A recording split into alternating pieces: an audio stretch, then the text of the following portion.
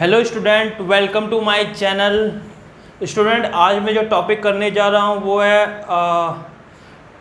Dipole in uniform electric field. ठीक है, और ये बहुत इंपॉर्टेंट टॉपिक है सब्जेक्टिव के लिए, बहुत इंपॉर्टेंट टॉपिक है सब्जेक्टिव के लिए, ठीक ना।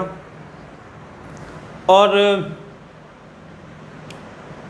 इसके बाद में जो लेक्चर अपलोड करूँगा, चलो इसके बाद में करूँगा, मैं बता दूंगा तुम्हें। तो चलो आज मैं करने जा रहा हूँ dipole in uniform electric field. देखो, जब डायपोल यूनिफॉर्म इलेक्ट्रिक फील्ड में होगा और जब वो नॉन यूनिफॉर्म इलेक्ट्रिक फील्ड में होगा तो कैसा बिहेव करेगा हम लोग वो पढ़ेंगे।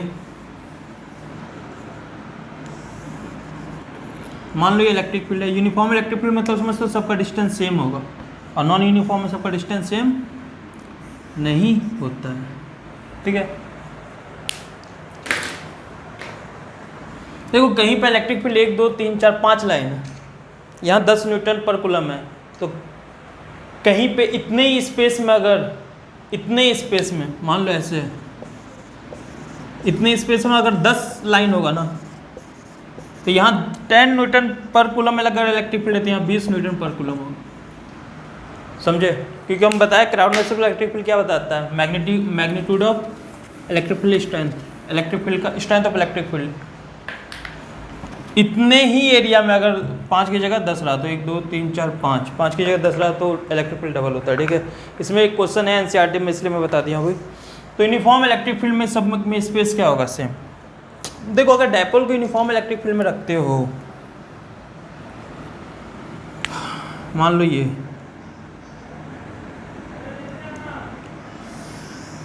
एक डायपोल है।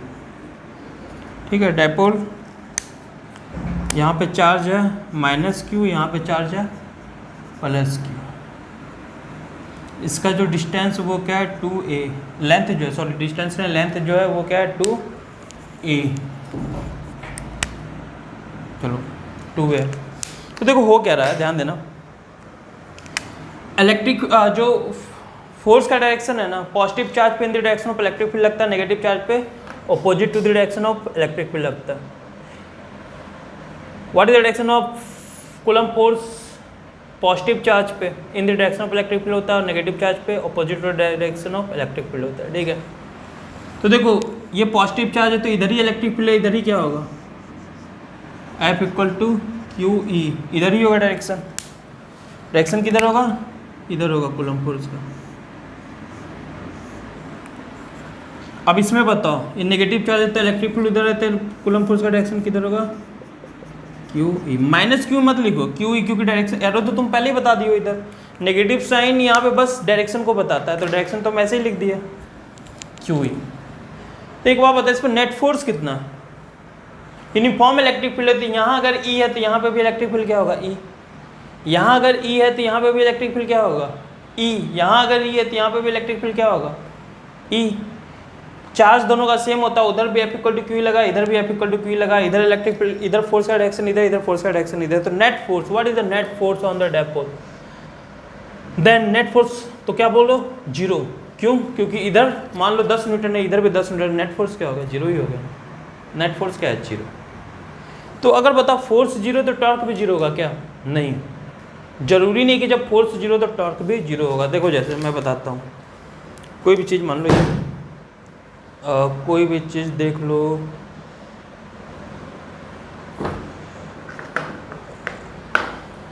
क्या उठा है, चलो यही मान लो। ठीक है, देखो एक ऊपर फोर्स लग रहा है, एक नीचे, नेट फोर्स क्या है, 0, टॉर्क भी नेट 0 है। लेकिन आप बताओ ऐसे, इधर 10 न्यूटन है, इधर 10 न्यूटन, तो बताओ नेट फोर्स क्या है, उधर 10 इधर 10, 0। लेकिन बताओ टॉर्क 0 है क्या? नहीं। तो जब फोर्स 0 तो जरूर नहीं टॉर्क भी 0 होगा। ठीक है, हाँ कब 0 होता है, जब दोनों फोर्स का लाइन ऑफ एक्शन सेम है। जैसे ये ऊपर जा रहा था और ये नीचे, दोनों एक ही लाइन में है ना, तो और इसका लाइन ऑफ एक्शन ये है, इसका लाइन ऑफ एक्शन ये है, तो अलग अलग लाइन ऑफ एक्शन है तो टॉर्क बन जाता है। ठीक ना, क्लियर है? ओके, तो इस पर नेट फोर्स 0। अगर नॉन यूनिफॉर्म इलेक्ट्रिक फील्ड रहता नेट फोर्स 0 होता क्या? नहीं, क्योंकि यहाँ अगर QE है तो यहाँ क्या होगा, QE डैश होता। यहाँ अगर F = QE है यहाँ अगर F equal to Q E है तो यहाँ F इक्वल टू क्या होता, क्यू ई डैश होता ना। तो अलग अलग फोर्स होता है, इधर 10 लग रहा है, इधर हो सकता है 20 लग रहा हो, तो नेट फोर्स भी होता। तो याद रखना, कई बार क्वेश्चन पूछा गया अगर डायपोल यूनिफॉर्म इलेक्ट्रिक फील्ड में रखा गया है तो उस पर फोर्स कंफर्म है। यूनिफॉर्म इलेक्ट्रिक फील्ड में अगर डायपोल रखा गया तो फोर्स कंफर्म है, जीरो होगा। टॉर्क जीरो हो भी सकता है, जीरो नहीं भी हो सकता। कब जीरो होगा कब जीरो नहीं होगा वो हम लोग आगे पढ़ेंगे। लेकिन अगर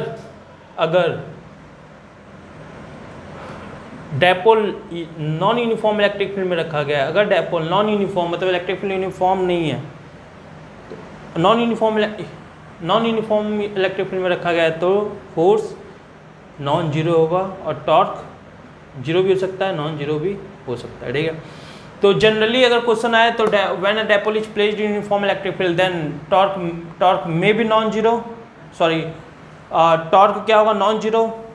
ठीक है, जनरली नॉन जीरो होगा, जीरो भी होता है, हम बता देंगे केस कब होता है। और फोर्स जीरो होगा। जब ये नॉन यूनिफॉर्म में रखा होगा तो टॉर्क भी पॉसिबल है और फोर्स भी पॉसिबल है, याद रखना। और यूनिफॉर्म में फोर्स कभी भी नहीं हो सकता, ऑलवेज फोर्स जीरो होगा यूनिफॉर्म इलेक्ट्रिक फील्ड में जब डायपोल रखा हुआ है। ठीक ना, तो हम लोग जब भी पढ़ रहे क्या, यूनिफॉर्म इलेक्ट्रिक फील्ड में पढ़ रहे हैं। ठीक है, तो फोर्स तो जीरो। अब हम लोग को टॉर्क निकालना है। हम लोग का जो टॉपिक है वो है torque in dipole, torque on dipole when it is placed in uniform electric field. ठीक है, तो बताओ टॉर्क का फॉर्मूला क्या होता है।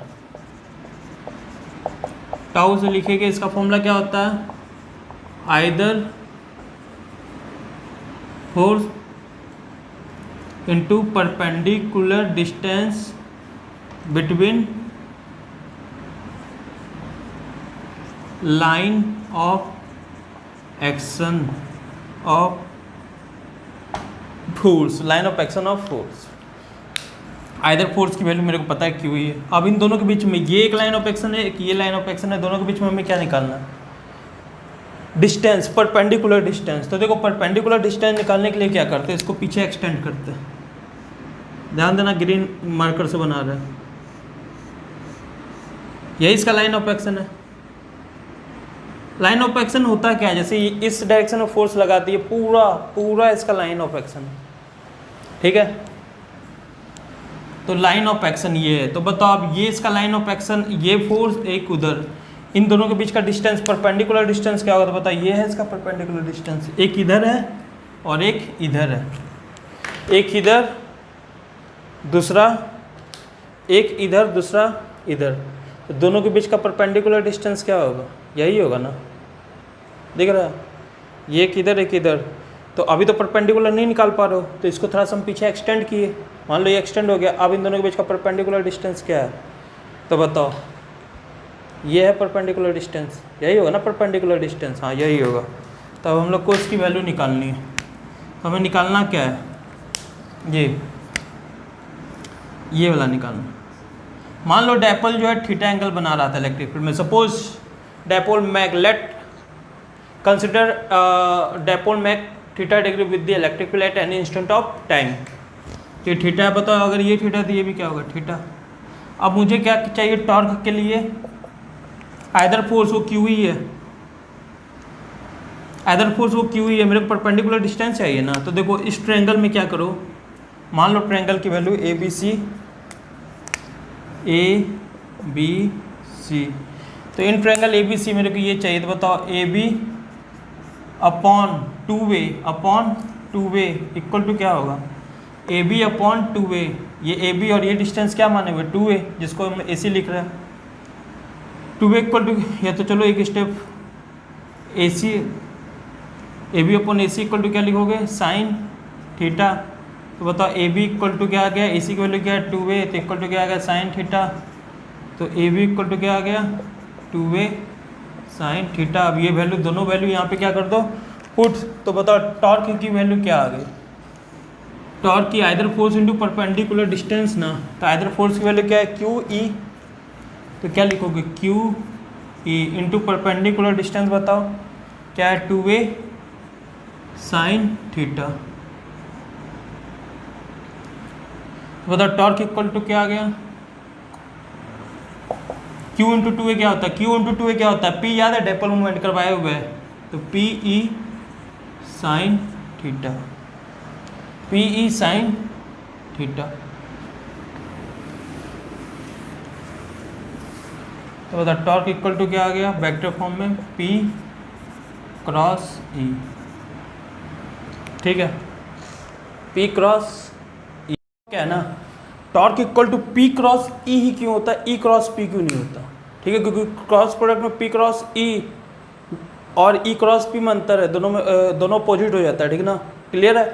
तो torque equal to P cross E ही क्यों होता है, ई क्रॉस पी क्यों नहीं होता, ये है। ठीक है, तो देखो ये इंपॉर्टेंट है और बहुत कम बुक में ये एक्सप्लेन किया गया है। ठीक है ना, तो हम तुम लोग को एक्सप्लेन करते क्यों ऐसा होता है। तो देखो क्यों ऐसा होता है, सुनना। एक बात बताइए, जो डायपोल इसमें फोर्स इधर लग रहा है इधर लग रहा है, मतलब ये डायपोल है, इसमें फोर्स इधर लग रहा है और इधर लग रहा है। ठीक है, तो बताओ अगर फोर्स इधर और इधर लग रहा है तो ये घूमेगा कैसे? देखो ना, फोर्स इधर और इधर लग रहा है तो बताओ ये घूमेगा कैसे, इधर और इधर, ये घूमेगा ऐसे, दिख रहा है? फोर्स इधर और एक फोर्स इधर लग रहा है तो बताओ ये घूमेगा कैसे, ऐसे ना, क्योंकि ये वाला फोर्स इसको इधर ले जाएगा, ये वाला फोर्स इसको ऊपर, तो घूमेगा ऐसे। मतलब ये घूम कैसे रहा है, इस तरह से। अगर इस तरह से बना हुआ है तो ये घूम किधर रहा है, इस डायरेक्शन में घूमेगा ना, क्लियर है? ये घूमेगा कैसे, घूमने का इसका डायरेक्शन क्या है, ये इस डायरेक्शन में घूम रहा है, क्लियर है? अगर ये इस डायरेक्शन में घूम रहा है तो बताओ ये घूम कैसे रहा है, ऐसे, ऐसे घूम रहा है। तो बताओ टॉर्क किधर होना चाहिए, अंदर। ये पढ़े हुए थे हम लोग, तुम लोग। तो अगर ये ऐसे घूम रहा है तो टॉर्क किधर होना चाहिए, अंदर की ओर। ठीक ना, अब टॉर्क अंदर की ओर कब होगा, सुनना आप ध्यान से। What is the direction of P, dipole movement का डायरेक्शन क्या होता है, नेगेटिव टू पॉजिटिव या positive to negative, negative charge to positive charge. तो बताओ डायपोल का डायरेक्शन किधर है, डायपोल का डायरेक्शन किधर है बताओ तुम लोग? डायपोल का डायरेक्शन इस साइड है, इधर है ना, क्योंकि ये नेगेटिव और ये पॉजिटिव, तो इधर है डायपोल का डायरेक्शन। और इलेक्ट्रिक फील्ड का डायरेक्शन क्या है, इधर। तो देखो डायपोल का डायरेक्शन क्या है, इस साइड, और इलेक्ट्रिक फील्ड का क्या है, इस साइड। डायपोल का डायरेक्शन इधर है, negative to positive, electric field का इस साइड। अब देखो पी क्रॉस ई करोगे, ये डायपोल ये electric field, P cross E करोगे, पी पे हाथ रखो, ई की ओर जाओ, तो ये कहाँ जा रहा है, अंदर। तो torque equal to P cross E करोगे तो टॉर्क का क्या डायरेक्शन मिल रहा है, अंदर की ओर। जबकि हम लोग पढ़े भी क्या, ये घूम अगर ऐसे रहा तो टॉर्क घूमना चाहिए था अंदर की ओर। समझ में आया, क्लियर है? अब अगर ई क्रॉस पी रखते तो बता, ई पे हाथ रख के पी की ओर जाते तो टॉर्क किधर दिखा रहा है, इधर की ओर ना। जबकि इस पोजीशन में टॉर्क हम लोग पहले ही जान गए कि ये इधर घूम रहा है तो टॉर्क किधर आना चाहिए, अंदर की ओर। तो पी क्रॉस ई करोगे, पी पे हाथ रखो, ई की ओर घुमाओ, तो बताओ ये अंदर की ओर जा रहा है। मतलब जो डायरेक्शन होना चाहिए उसी डायरेक्शन में टॉर्क को बता रहा है, पी क्रॉस ई। लेकिन अगर ई क्रॉस पी करोगे तो बताओ कहाँ रहा है, बाहर। जबकि टॉर्क कहाँ है, इधर घूम रहा है तो अंदर होना चाहिए। तो इसलिए ई क्रॉस पी नहीं लग सकता, क्योंकि ई क्रॉस पी से उल्टा डायरेक्शन आ जा रहा है और पी क्रॉस ई से सही डायरेक्शन आ रहा है। इसलिए हम लोग क्या लगाते हैं, पी क्रॉस ई। इसलिए हम लोग क्या लगाते हैं, पी क्रॉस ई। समझ में आया, पी क्रॉस ई इसलिए होता है। ठीक है, क्लियर है यहाँ तक, ठीक ना? तो टॉर्क इक्वल टू क्या आ जाएगा, पी क्रॉस ई। तो ये तुम्हारा torque equal to P cross E आ गया, और ये टॉर्क इक्वल टू क्या है, पी साइन थीटा। क्लियर है? तो देखो अब क्या है ना, टॉर्क केस पे आओ, केस 1। टॉर्क इक्वल टू क्या है, पी साइन थीटा। तो ये जीरो कब होगा बताओ, जब साइन जीरो हो, थीटा की वैल्यू क्या है, जीरो, और थीटा की वैल्यू क्या है, 180। दोनों पे टॉर्क का क्या होगा, जीरो। मतलब दोनों पे जीरो हो रहा है, 180 डिग्री पे जीरो, दोनों पे फिर अंतर क्या वो भी मैं बताता हूँ। मैक्सिमम कब होगा, जब थीटा की वैल्यू क्या हो, 90। मैक्सिमम देखो थीटा की वैल्यू 90 पे ही होगा ना, क्योंकि उस समय देखो क्या होगा, डायपोल ऐसे होगा, इधर क्या होगा प्लस क्यू, और इधर क्या होगा माइनस क्यू। तो बताओ एक फोर्स इधर लगेगा क्यू ई, और एक इधर लगेगा क्यू ई। तो बताओ मैक्सिमम तभी होगा ना, जैसे ये है। मैक्सिमम टॉर्क कब लगेगा, एक इधर और एक इधर, एक इधर, एक इधर और एक इधर। तो बताओ ये बहुत जल्दी घूम जाएगा। और ऐसे अगर है तो एक फोर्स इधर एक इधर, तो इसका एक कंपोनेंट उसके परपेंडिकुलर लग रहा है ना, इसमें तो सीधे लग रहा है वो। समझ में आया? जैसे एक तरफ आ जाए, मान लो इसको ऐसे खोल रहे हो तो ज़्यादा टॉर्क लगेगा, और इसको अगर ऐसे खोलोगे ऐसे तो कम टॉर्क लगेगा, ऐसे खोलोगे तो ज़्यादा टॉर्क लगेगा। तो वही है, तो मैक्सिमम यहाँ होगा। जीरो का मतलब क्या हुआ, एक फोर्स इधर एक फोर्स, दोनों ऐसे, डायपोल ऐसे रखा हुआ, इलेक्ट्रिक फील्ड इधर था और डायपोल भी इधर। तो बताओ एक फोर्स इधर लग रहा है और एक फोर्स इधर, तो दोनों का लाइन ऑफ एक्शन सेम हो गया ना, एक इधर एक इधर, तो नेट टॉर्क क्या हो गया, जीरो। 180 में भी ऐसे ही है। लेकिन देखो 0 180 वाले में ना एक कॉन्सेप्ट है, सुनना ध्यान बता रहे। ओके, केस 1 आ गया। केस 2, केस 2 मिनिमम कब होगा, थीटा इक्वल टू 90 डिग्री पे क्या होगा, मिनिमम टॉर्क की वैल्यू क्या होगी, 0। अब देखो सॉरी, केस 2, केस 1 मिनिमम कब होगा, 0 180 पे मैक्स कब होगा, थीटा इक्वल टू 90 पे टॉर्क क्या होगा, मैक्स, और उसकी वैल्यू क्या है, पी। टॉर्क की मैक्सिमम वैल्यू क्या होता है, पी ई। क्लियर है। अब देखो 0 180 पे अंतर क्या है वो भी मैं बता रहा हूँ। देखो 0 और 180 पे अंतर क्या है ना,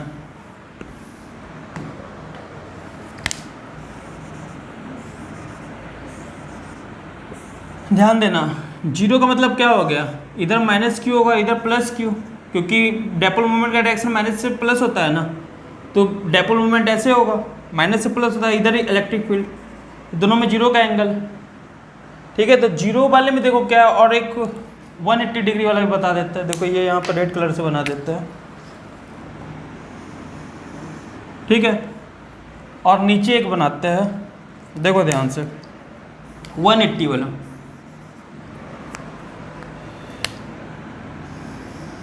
तो इधर माइनस क्यू होगा और इधर प्लस क्यू, तो डायपोल मोमेंट किधर हो गया, इस डायरेक्शन में, इसमें डायपोल मोमेंट इस डायरेक्शन में, तो दोनों 0 और ये, क्योंकि माइनस से प्लस क्यू होता है ना डायपोल मोमेंट का डायरेक्शन, तो इधर है डायपोल मोमेंट, इलेक्ट्रिक फील्ड किधर है, इधर, इसमें इलेक्ट्रिक फील्ड डायपोल मोमेंट दोनों उधर, दोनों में टॉर्क क्या है, 0। दोनों में अंतर देखो क्या है, एक जो है ना ये वाला जो है स्टेबल इक्विलिब्रियम, ये अनस्टेबल इक्विलिब्रियम है, ये मैं पहले ही बताया हुआ हूँ। अब क्यों तुम्हें बताता हूँ, देखो इसको हल्का सा डिस्प्लेस अगर करोगे, ध्यान देना, इसको अगर हल्का सा डिस्प्लेस करोगे, हल्का सा डिस्प्लेस का मतलब क्या हो गया, ये देखो ऊपर वाले को अगर हल्का सा डिस्प्लेस करोगे कुछ ऐसा हो जाएगा, मान लो हल्का सा डिस्प्लेस किए, तो इधर क्या हो जाएगा क्यू ई, और इधर क्या हो जाएगा क्यू ई, माइनस वाला इधर प्लस वाला इधर। तो बताइए इसको दोबारा कहाँ घुमाना चाह रहा है, ऐसे ऐसे और एक ऐसे, ये दोबारा इसको कहाँ घुमाना चाह रहा है, इधर की ओर ना, देखो ना, एक इधर और एक इधर, तो ऐसे ये इधर, तो इसको इधर घुमाएगा ना, ये इधर लग रहा है तो इसको इधर, और ये इधर, तो इसको ऊपर, तो मतलब ओवरऑल इसको ऐसे घुमाना चाह रहा है, तो दोबारा इसको इक्विलिब्रियम पॉइंट पे लाना चाह रहा है ना, दोबारा इसको कहाँ लाना चाह रहा है, इक्विलिब्रियम पॉइंट पे, समझे, तो इसको हम लोग स्टेबल इक्विलिब्रियम बोलते थे। ठीक है, इसमें देखो क्या है, एक बार अगर ये नीचे ऐसे घुमा दिए, एक बार इसको घुमा दिए नीचे, ध्यान देना, एक बार इसको अगर घुमा दिए तो इधर क्या था माइनस क्यू, तो इधर क्या लग जाएगा क्यू ई, और इधर प्लस था तो इधर क्या लगेगा क्यू ई। तो बताओ एक बार अगर घुमा दिए तो ये इसको किधर, ये फोर्स इसको किधर ले जाना चाह रहा है, इस डायरेक्शन में ना, और ये इस डायरेक्शन में, तो ये इसको हमेशा के लिए क्या कर देगा, घुमा देगा ना। और इसमें क्या हो रहा है, ये इसको इधर ले जाना चाह रहा है और ये इसको इधर, तो दोबारा इसको कहाँ लाना चाह रहा है, इक्विलिब्रियम पॉइंट पर। ये हमें हल्का सा घुमाओगे तो हमेशा के लिए इसको क्या कर देगा, इक्विलिब्रियम पॉइंट से हटा देगा। तो थीटा इक्वल टू 0 पे भी टॉर्क क्या होता है 0, लेकिन ये क्या होता है स्टेबल इक्विलिब्रियम। ठीक है, और यहाँ पे देखो थीटा इक्वल टू 180 डिग्री पे टॉर्क 0 होता है, लेकिन वो क्या होता है अनस्टेबल इक्विलिब्रियम। समझ में आया हम क्या बोल रहे हैं, एक जगह स्टेबल इक्विलिब्रियम होता है और एक जगह अनस्टेबल इक्विलिब्रियम होता है। तो ये था तुम्हारा torque in dipole, torque on dipole when it is placed in uniform electric field. Okay, इसका डायमेंशन फॉर्मूला क्या होगा, तो टॉर्क का dimension formula P E sine theta होता है ना, पी साइन थीटा, इसका कोई डायमेंशन फॉर्मूला होगा नहीं। पी को क्या लिख सकते हो, Q into 2a, electric field को क्या लिख सकते हो न्यूटन पर कूलम। ठीक है, तो कूलम से बताओ, न्यूटन पर कूलम लिख सकते हो ना, ई को, अरे फोर्स पर यूनिट चार्ज लिख सकते हो, equal to F equal to Q E, तो equal to F upon Q, Q से क्यू गया तो एफ इंटू 2a, फोर्स का डायमेंशन फॉर्मूला न्यूटन और 2a का मीटर, तो न्यूटन मीटर ही है, तुम लोग पहले से भी जानते हो न्यूटन मीटर होता है। टॉर्क का डायमेंशन, टॉर्क का वो क्या बोलते हैं यूनिट, तो यहाँ पे भी टॉर्क की यूनिट न्यूटन कूलम है। तो बताओ वहाँ पे टॉर्क का जो डायमेंशन फॉर्मूला पड़े वहाँ, यहाँ पे भी टॉर्क का डायमेंशन फॉर्मूला क्या होगा, वही होगा। ठीक है, तो जो वहाँ टॉर्क का डायमेंशन फॉर्मूला पड़े तो यहाँ पे भी टॉर्क का डायमेंशन फॉर्मूला यही होगा, क्या होगा ml2t-2, यहाँ पे भी ml2t-2 ही होगा। ठीक है, तो ये टॉपिक इंपॉर्टेंट है, बहुत इजी क्वेश्चन पूछा जाता है, तुम्हें थीटा दे देगा, पी दे देगा, ई दे देगा, निकालो आराम से, बहुत इजी है। मल्टीप्लाई जिसको आता होगा, जो बचपन में मल्टीप्लाई आराम से सीखा हो, अच्छे से आता हो आराम से कर लेगा, ठीक है। और तुम्हें साइन की वैल्यू पता है, साइन 30, साइन 45, साइन 53, साइन 37, ये सब क्या होता है वो तुम्हें पता है, पढ़े हुए 10th में अच्छे से। तो ये आज के लिए इतना ही। अगर वीडियो अच्छा लगा हो तो लाइक करो, ख़राब लगा हो तो डिसलाइक करो। कमेंट में पॉजिटिव और नेगेटिव फीडबैक पॉजिटिव हो या नेगेटिव फीडबैक हो मेंशन जरूर करो, ठीक ना। क्लियर है? क्योंकि इससे ना मोटिवेशन मिलता है। तुम फीडबैक ख़राब देना चाहते हो ख़राब दो, अच्छा देना चाहते हो अच्छा दो, लेकिन ज़रूर दो। इससे मेरे को पता चलता है तुम लोग देख लो वीडियो को, ठीक ना। ओके, तो आज के लिए इतना है। Bye bye, good night.